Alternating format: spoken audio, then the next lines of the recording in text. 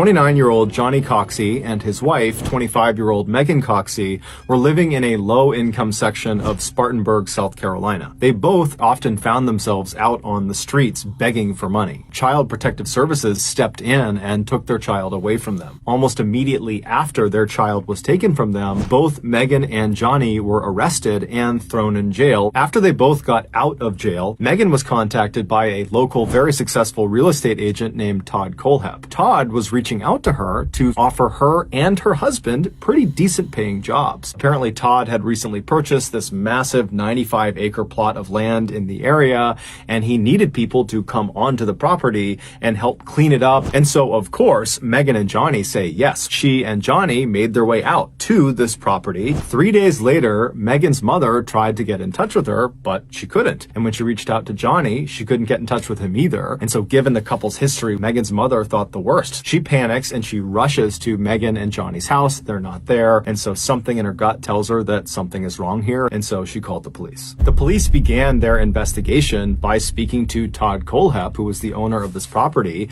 because presumably he was one of the last people to see them before they went missing. But when they spoke to Todd, he said, look, I had limited interaction with them. They were on my property. They came out, they cleaned these two buildings, and then I paid them and they left. And we haven't had any contact since. And so at this point, the police decide their best bet is just to wait and see what happens. Months went by, and it wasn't long before the case went cold. But it would not stay cold for very long. On August 31st, 2016, two more residents of Spartanburg went missing as well. They were 30-year-old Kayla Brown and her boyfriend, 32-year-old Charlie Carver. Unlike the Coxeys, Kayla and Charlie were not struggling with financial issues. They were actually pretty well off. According to their families, it seemed like the couple was very happy with their lives and the directions they were going. But starting on the evening of August 31st, Kayla and Charlie stopped returning text messages or answering phone calls. Charlie's father was especially close with Charlie, and so this sudden silence was immediately noticed by him. Charlie's father finally hopped in his car and drove to his son's house to see if he was there,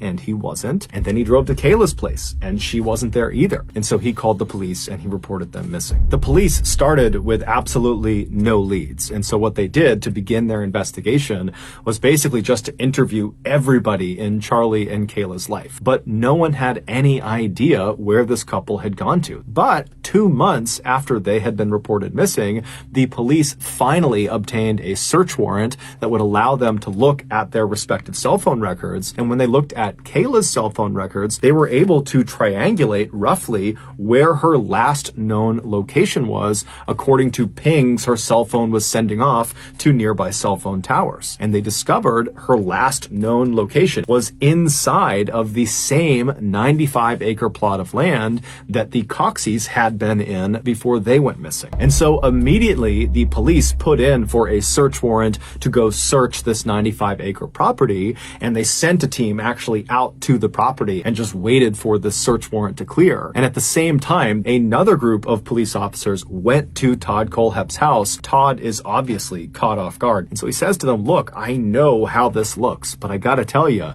I did hire Kayla and her boyfriend did come along with her. She went onto my property. She did some work for me, and then I paid them, and then they left. That is the last I saw of them. I have no idea why her phone would be on my property. The other team that was outside of the 95-acre property, they found out their search warrant had been granted, and so they flew through the gate. They got on that access road, and as they're driving, they pull out their maps they had printed out, and it looked like the last spot was inside of a clearing. And when they pull into the clearing, off to the left side of the road are these two green buildings. The left building was like a shed, and then right next to it on the right was this metal shipping container, and it had all these metal chains and 5 padlocks keeping it shut. And so right away, the police went inside of the left building, the shack, because it was easier to get into. And when they got inside, there really was nothing of note. Kayla was not in there. Charlie was not in there. There was no cell phone in there. It was just gardening tools. And so they went over to the right building, the shipping container,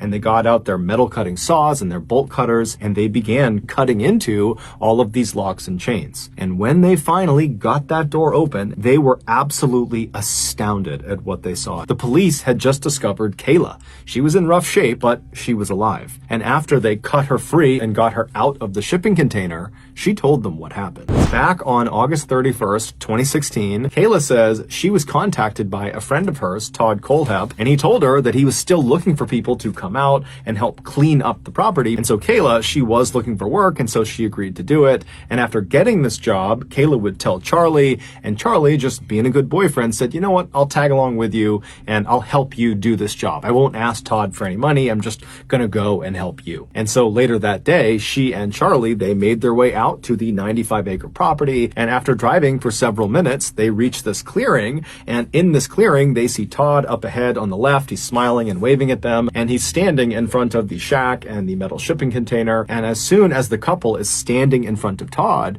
Todd just casually pulls out a gun, and as soon as Charlie falls to the ground, Todd aims the gun at Kayla and says, if you go anywhere, I will kill you and I will kill your family. And then he put the gun away, walked over to Charlie, and he wrapped him up in a blue tarp, and then he carried his lifeless body and dumped him in the nearby bucket of a tractor. And then Todd just walked back over to Kayla, who's witnessed this entire thing. She is so terrified she can't even move, and she's just staring at Todd, and Todd draws his gun again at her and orders her to go into the shipping container. So he brings her inside, he locks her up, and for 65 days, she would remain his prisoner. And he told her at the outset that if she ever tried to resist him in any way and didn't do whatever he wanted with her, he would not only kill her, he would also kill her family. And so Kayla very early on decided she would not put up a fight. She just kind of accepted that this was her life, that she would be horribly mistreated, and then probably at some point he would grow tired of her and kill her, but at least she would be sparing her family. And so when the police finally went into that shipping container, Kayla truly did not expect ever to be rescued. That was someone who believed she was 100% going to die inside of that space. And so after Kayla tells the police officers this totally horrible and traumatic story, they immediately radio over to the other team of police officers that were still at Todd Kohlhepp's residence. And they tell them, hey, this is what Kayla just told us. We have Kayla in your property. She was locked in a container, okay? She has told us that you shot and killed Charlie. Why did you shoot him? I didn't shoot anybody, sir. Okay, why did you lock her in a container in your property? I was talking. She's on your property right now, locked in a container. She's saying you buried Charlie's body on that property. No, sir.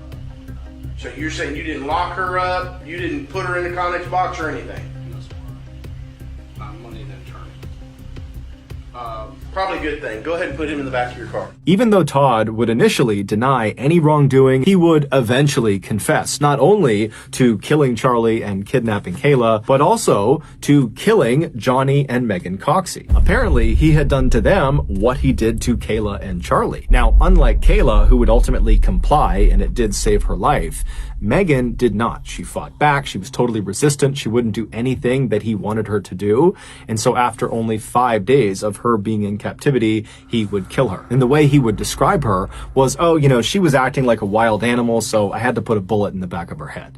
He didn't care at all about these people he had killed. Charlie, Johnny, and Megan's bodies would all be discovered in shallow graves right outside of that shipping container. Knowing he was potentially facing the death penalty and wanting to avoid that, Todd told police that he could actually confess to even more murders, and if he did, could they take the death penalty off the table? And so the police ultimately would agree, and Todd would tell them that back in 2003, he had walked into a motorbike shop and killed 4 of their staff members. Apparently, a couple of days earlier, they had offended him in some way. They had kind of made some snide remark about how he was bad at riding motorcycles. It was kind of in good fun. It was not meant to be very mean, but Todd had taken it as an absolute offense, and he could not stand for it.